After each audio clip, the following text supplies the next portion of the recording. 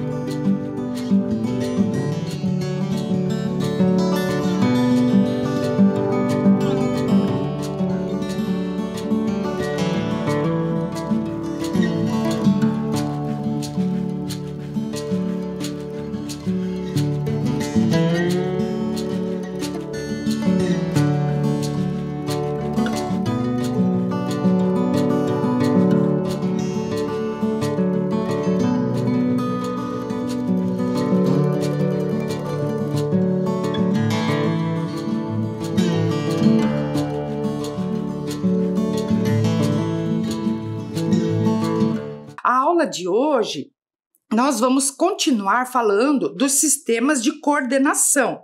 Nós já falamos do sistema nervoso e hoje vamos começar o sistema endócrino, tá?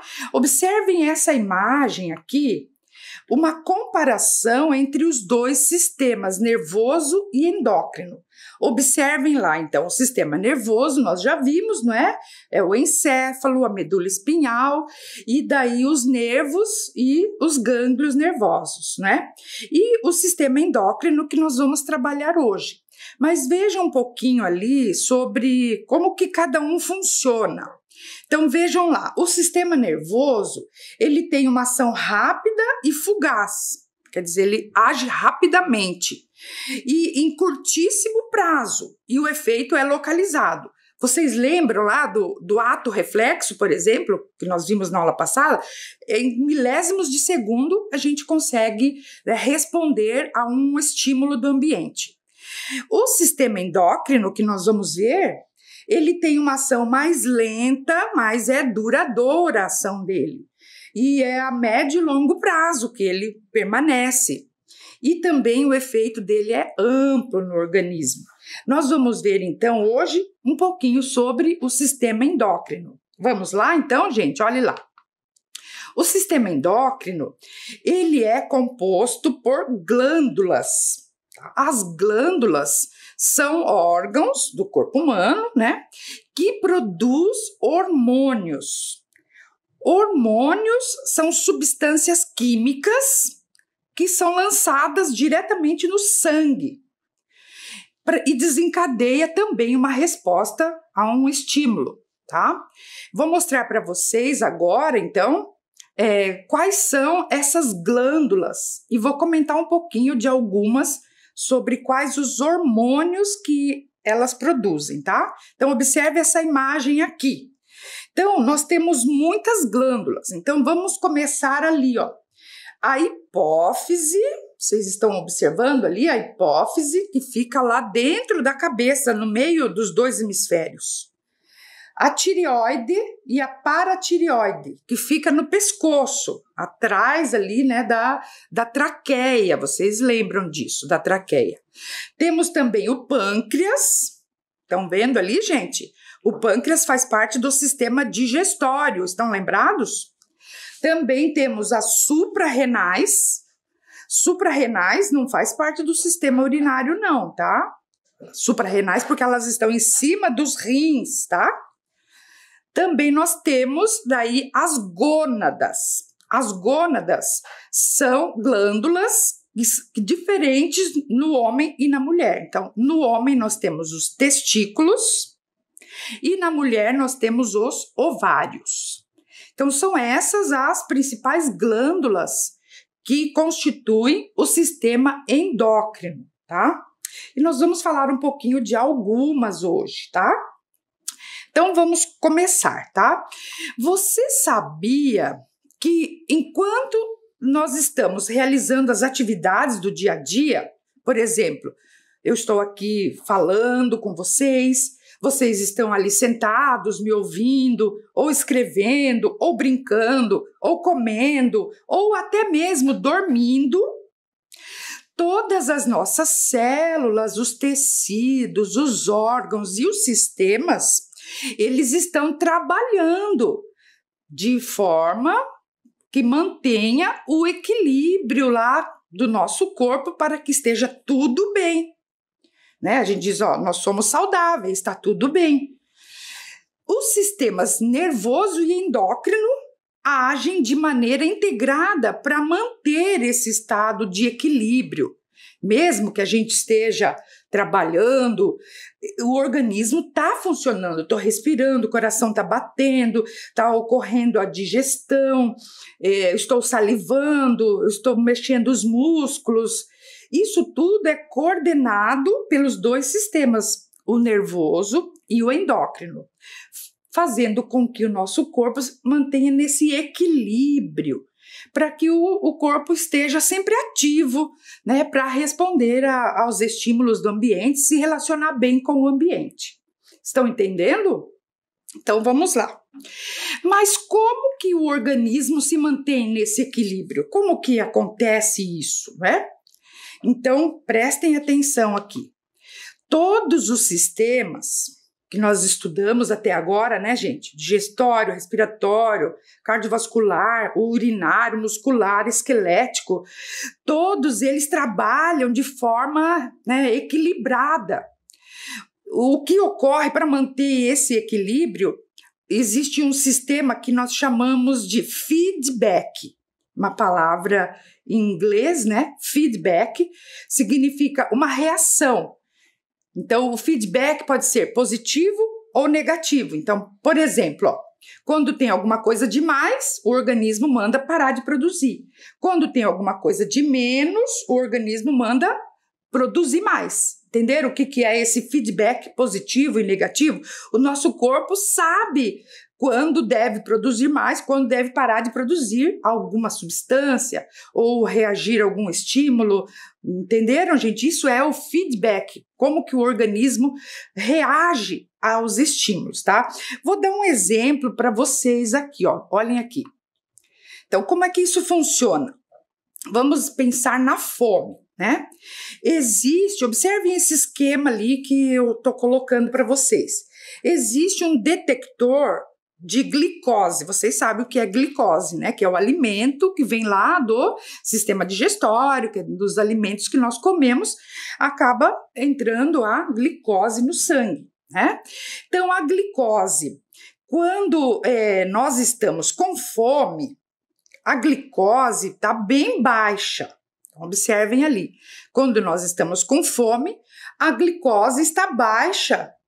E aí estimula, né, o estômago. Olha só como ele está bem murcho, né? E aí a gente começa a sentir fome. Aí nós nos alimentamos. Olha ali, comemos umas bananas, por exemplo. O que acontece? O estômago fica cheio, a glicose aumenta, então a glicose fica alta. A glicose alta vai lá no detector de glicose e manda inibir esse centro da fome, e aí a gente se sente saciado, né? Então, é uma forma de equilibrar. Mas daí um pouco, de novo, a glicose é baixa, porque nós vamos gastando energia. Então, o que acontece? A glicose baixa vai lá no detector de glicose e estimula o centro da fome. Daí, a fome começa de novo, né? O estômago começa a reclamar, e daí a gente se alimenta. Daí a glicose aumenta e o centro da fome é inibido. E assim por diante. Entenderam? Então, quando um aumenta, o outro diminui. Quando um diminui, o outro aumenta. Isso é como o organismo ele mantém esse equilíbrio, por exemplo, no caso da alimentação, a fome, não é? Tá certo? Entenderam isso, gente? Vou continuar aqui, ó. Quem controla esse nível de glicose ali, que nós falamos que tem um centro, né, que controla a glicose. Quem controla o nível de glicose no sangue é um hormônio chamado insulina. Vocês já ouviram falar da insulina, não é? Observem esse esquema aqui, então, que vamos falar um pouquinho sobre a insulina. Então, quem produz a insulina são algumas células do pâncreas, tá? Vocês sabem que o pâncreas faz parte do sistema digestório. Ele ajuda lá no processo da digestão. Mas também o pâncreas, algumas células do pâncreas produzem a insulina, tá?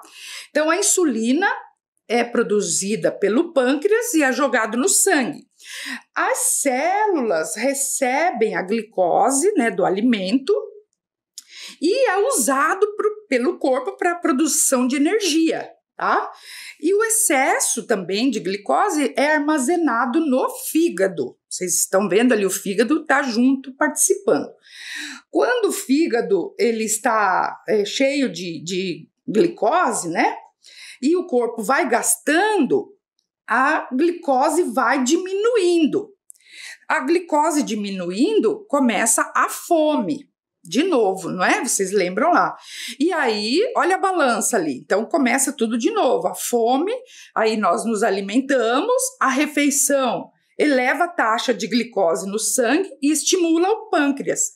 o pâncreas produz insulina, a insulina vai para o sangue daí, a glicose fornece energia para as células, o excesso vai para o fígado e a glicose diminui, daí começa a fome de novo, aí nós nos alimentamos, aí o pâncreas libera insulina e aí vai, né, esse ciclo. Então, quem controla a quantidade de glicose no sangue é um hormônio chamado insulina, que é produzido pelo pâncreas, tá?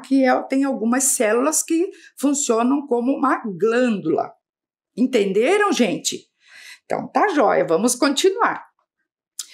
Quando esse sistema não funciona, acontece, né, esse sistema que eu tô falando para vocês, acontece dele não funcionar direito, tá? Principalmente no caso da insulina, tá?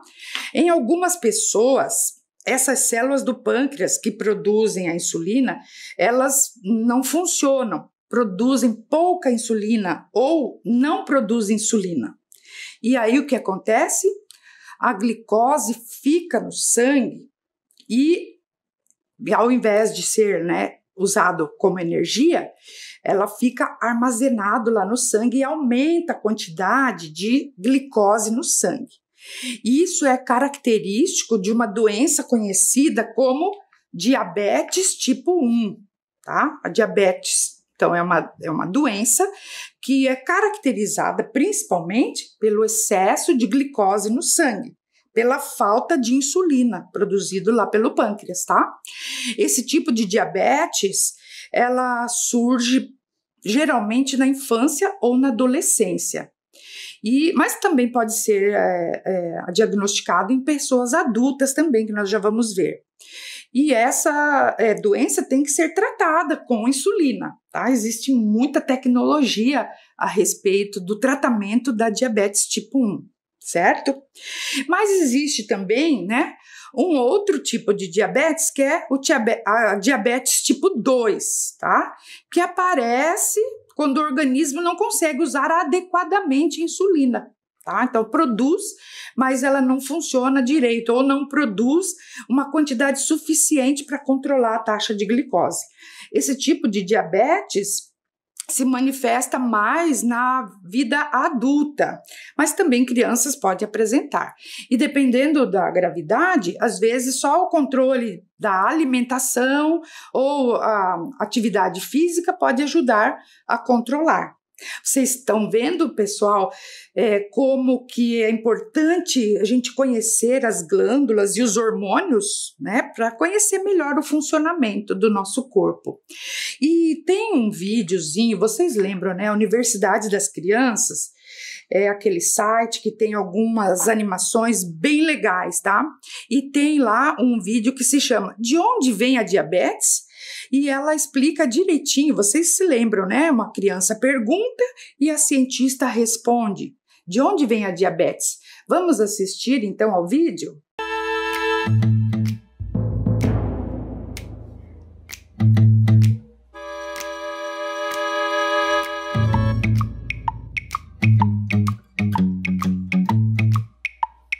Meu nome é Antônio, tenho 11 anos, moro na Serra do Cipó e queria saber de onde vem a diabetes. Antônio, fazer xixi toda hora, ter muita sede e cansar-se facilmente são sintomas que podem aparecer em quem tem diabetes. Assim como o rádio precisa de energia elétrica ou de pilhas para funcionar, as células do nosso corpo utilizam açúcar encontrado em vários alimentos, como arroz, macarrão e doces, como fonte de energia para que possamos respirar, correr, pensar e até dançar. Como o açúcar entra nas células? Existe um órgão do lado esquerdo da nossa barriga chamado pâncreas. Ele produz uma substância chamada insulina, que é distribuída para todo o corpo através do sangue. E essa é a substância que permite que o açúcar entre nas células. Mas, nas pessoas que têm diabetes, o açúcar não consegue sair do sangue e entrar nas células. Existem dois tipos de diabetes, o tipo 1 e o tipo 2. Na diabetes tipo 1, o próprio corpo daquela pessoa começa a destruir as células do pâncreas, e por isso elas têm pouca insulina. e precisam tomar injeções de insulina constantemente. E na diabetes tipo 2, a insulina é produzida normalmente, mas as células do corpo não conseguem colocar o açúcar para dentro. Então, de um jeito ou de outro, a pessoa que tem diabetes tem muito açúcar no sangue, mas pouco açúcar dentro da célula. Agora você pode entender por que uma criança que tem diabetes se sente mais cansada do que as outras que não têm essa doença. Mas olha, uma criança com diabetes pode brincar e viver normalmente. Basta procurar um médico e seguir o tratamento adequado, ok?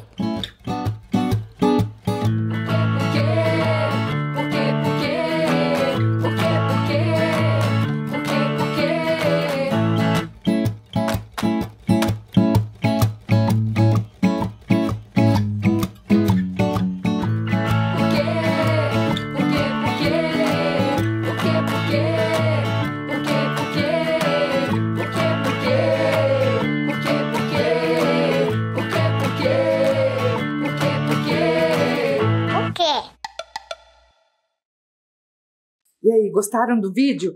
Como é bacana, né? A forma como ela explica como acontece os dois tipos de diabetes, entenderam bem como que o pâncreas produz a insulina? Muito bacana, não é, gente? Então, se vocês quiserem depois, podem continuar assistindo. Vamos continuar então? Veja aqui outros exemplos de glândulas e hormônios, tá? Nós temos aqui agora, observem essa imagem ali. Vocês estão pensando, é sistema nervoso? Sim. A hipófise é uma glândula que está entre os dois hemisférios cerebrais, que vocês já viram, né, na aula passada.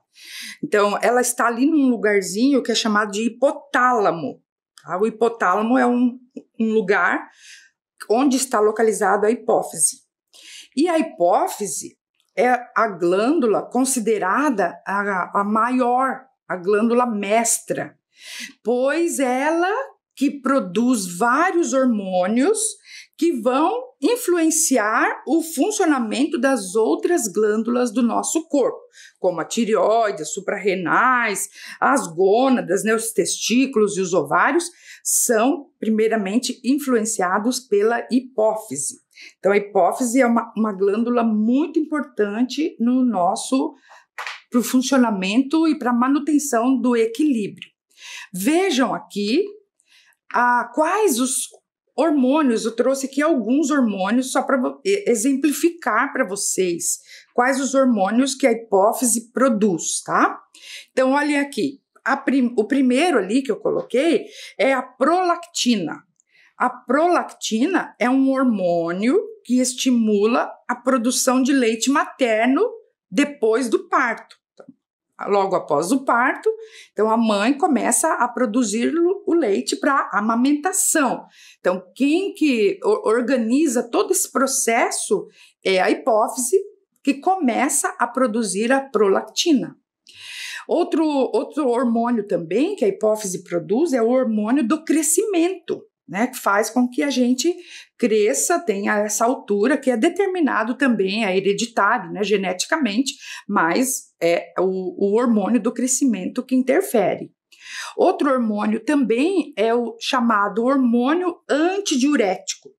Antidiurético porque é ele que controla a quantidade de água no corpo.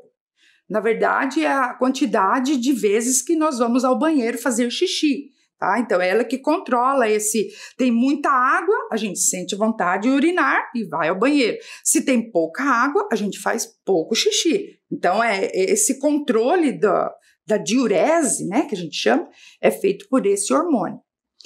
Também existe um outro hormônio chamado oxitocina. Oxitocina é um hormônio que estimula o trabalho de parto.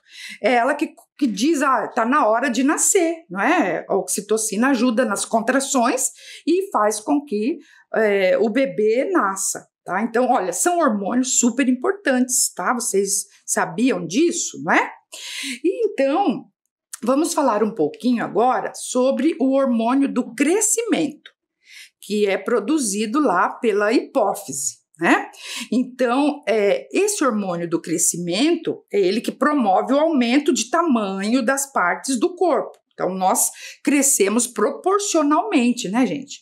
Cabeça, os braços, as pernas, o tronco, os órgãos internos, né? Eles crescem proporcionalmente ao nosso tamanho.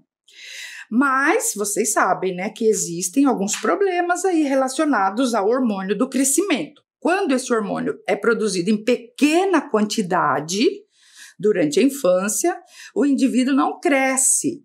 E existe, então, uma situação, né, que não é considerado doença, tá, gente? É uma situação que é chamado de nanismo. Nanismo hipofisário, porque é da hipófise, tá? Ou nanismo proporcional. Observem aqui essa imagem, olha só, uma família de anões, né, que são características aí do nanismo. Então, o nanismo é proporcional, né, porque todos os órgãos mantêm uma proporcionalidade com o tamanho, a altura das pessoas, tá? Então, não é uma doença, tá, gente? É uma característica e as pessoas, né, são como outras qualquer, não é? E também, olha só, o hormônio do crescimento, às vezes, ele é produzido em excesso. A produção excessiva deste hormônio do crescimento durante a infância também leva a pessoa a uma outra situação. Ela cresce bastante e é chamado de gigantismo. Observem aqui, ó.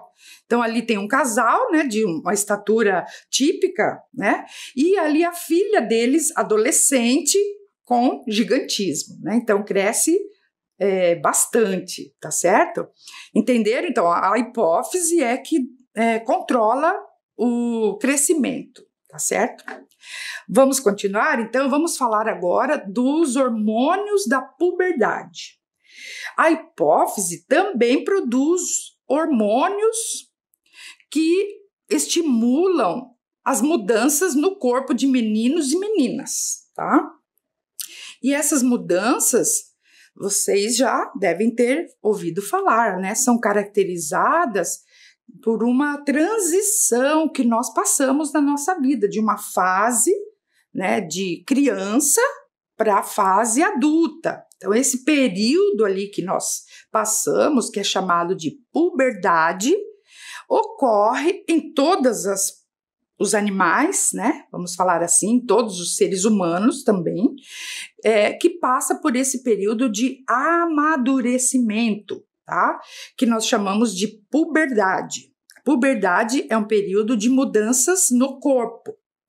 E é bem típico da adolescência, né? A adolescência é um período que é caracterizado pela puberdade e mais as mudanças sociais, psicológicas, de comportamento, tá? Então, existe uma diferençazinha ali entre puberdade e adolescência. Entenderam aí, gente? Então, vou mostrar aqui mais ou menos, olha só. Observem essa imagem ali. Então, os meninos, né, em torno de 9 anos, mais ou menos, começa essa mudança, começam a ocorrer essas mudanças. E até os 19, isso também, gente, varia muito de pessoa para pessoa. As meninas começam um pouquinho antes, né, em torno dos 8 anos, mais ou menos até os 19 anos, essas mudanças vão ocorrendo gradualmente, né, no corpo de meninos e meninas, fazendo com que eles se transformem em homens e mulheres, né, adultos, ok? Vamos lá.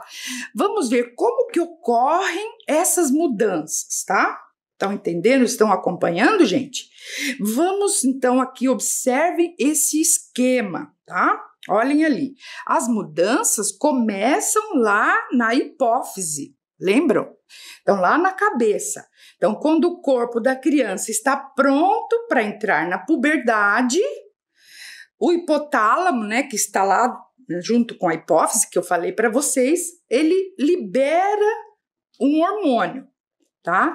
Esse hormônio vai lá na hipófise e manda produzir 2 hormônios, tá? Que é chamado de LH e FSH.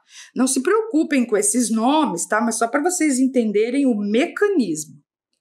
Esses hormônios da hipófise, então, vão lá nas gônadas. As gônadas são as glândulas sexuais. Então, nos meninos são os testículos e nas meninas são os ovários. Então, os hormônios da hipófise, o LH e o FSH, mandam lá para os testículos e para os ovários, e eles começam a produção dos hormônios que vão provocar as mudanças no corpo, tá? E determinam, então, as características sexuais de meninos e meninas, tá? As mudanças que ocorrem no corpo durante a puberdade, então, são provocados por esses hormônios que são produzidos nos testículos e nos ovários, que são hormônios diferentes. Vamos ver quais são, então, esses hormônios e quais são essas mudanças? Olhem aqui. Observem esse esquema ali, então, que vai explicar um pouquinho, né, como que acontece. Então, as meninas entre 8 e 13 anos, mais ou menos, começam as mudanças, provocada pelo hormônio que é produzido no ovário, que é o estrógeno. Estão vendo ali? Os hormônios femininos são dois, né? O estrógeno e a progesterona, e o hormônio masculino é a testosterona. Então, vamos ver lá. Nas meninas, então, esse hormônio, o estrógeno, provoca, então, por exemplo, né, o aparecimento de acnes na pele, né, pode ser no rosto, nos ombros, nas costas, também o desenvolvimento das mamas, surgimento de pelos pubianos e pelos nas axilas, o aumento do útero, o contorno do corpo, né? O quadril ele fica mais largo e a cintura mais afinada, mais estreita, e começa em torno dos 12, 13 anos, isso varia também de pessoa para pessoa, o início da menstruação. Nos meninos, o hormônio testosterona também vão provocar as mudanças, que é o aparecimento de acnes também, né? O aumento da laringe. A laringe, ela engrossa, muda o timbre da voz. Também aparecimento de pelos pubianos, os pelos faciais, né? A barba, e também nas axilas. Desenvolvimento maior, né? Dos músculos, aumento do pênis, da próstata e da vesícula seminal, que são órgãos produtores do sêmen, e a primeira ejaculação, que é a liberação do sêmen, né, para fora do corpo. Então, gente, observem bem esse esquema. Isso é muito importante que vocês conheçam o seu corpo, tá? E eu gostaria que vocês anotassem, então eu vou dar um tempinho para que vocês anotem essas mudanças que ocorrem no corpo de meninos e meninas, tá bom? Anotem aí.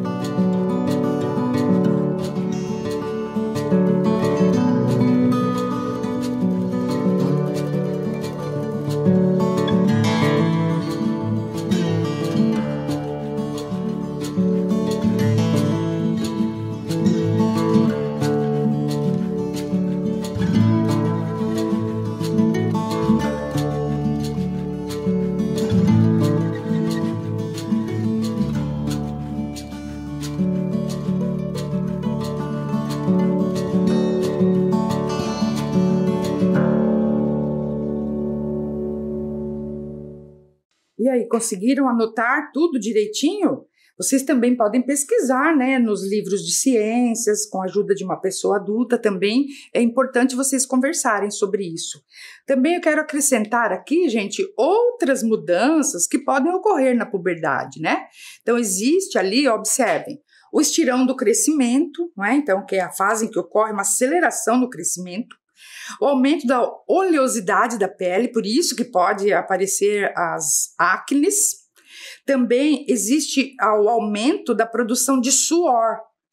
Por isso, meninos e meninas, é muito importante nesse período ali uma boa higiene, tá? O uso de desodorante, principalmente, porque esse período é característico mesmo do aumento da transpiração, do suor, às vezes um cheirinho, né, que não é muito agradável.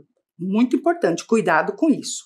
Também ocorre o desenvolvimento dos sistemas respiratório e cardiovascular e o desenvolvimento esquelético e muscular, né, entre outras coisas que vão acontecer ali durante a puberdade. Eu trouxe aqui mais um vídeo da Universidade das Crianças que fala por que o corpo do homem é diferente do corpo da mulher. Vamos assistir ao vídeo?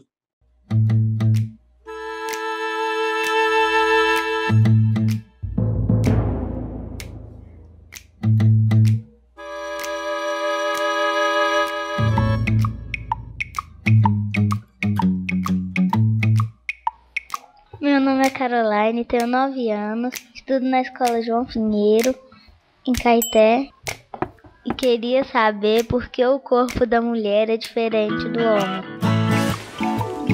Se a gente olhar por debaixo da roupa, Caroline, é fácil perceber como cada corpo é diferente do outro, não é?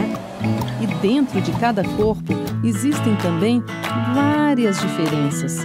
E por que existem essas diferenças? Uma das explicações para isso está nos nossos genes, que ficam lá no núcleo das células, que são minúsculas partes do nosso corpo. Então, os genes da mulher fazem o corpo dela se desenvolver de forma diferente do homem desde quando ela ainda estava na barriga da mãe. Com a chegada da puberdade, o corpo se transforma e outras diferenças entre homem e mulher aparecem. Na voz, no crescimento de pelos, no tamanho dos seios.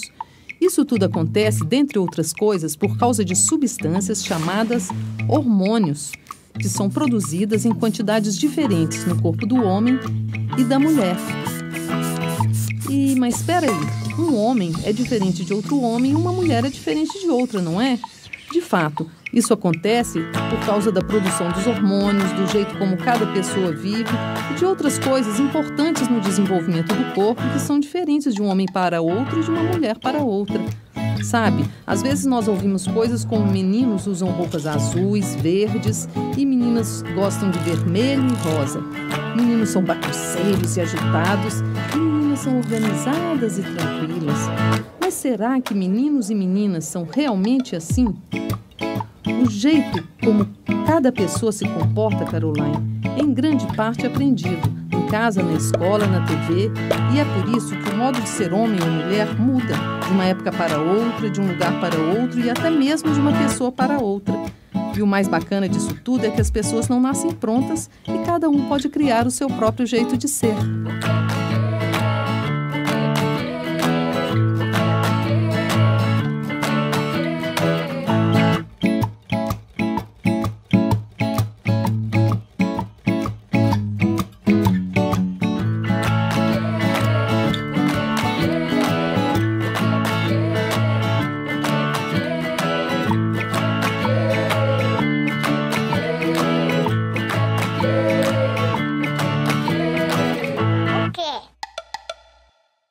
Perceberam que as mudanças que ocorrem no corpo provocam alterações, não é? Mas que cada pessoa reage de uma forma diferente. Então, por isso, é muito importante o seguinte, olha. Todas as pessoas são importantes e merecem o nosso respeito, têm o seu valor, não é? Para trabalhar um pouquinho com isso, eu trouxe aqui algumas páginas do livro Diversidade, da Tatiana Belink.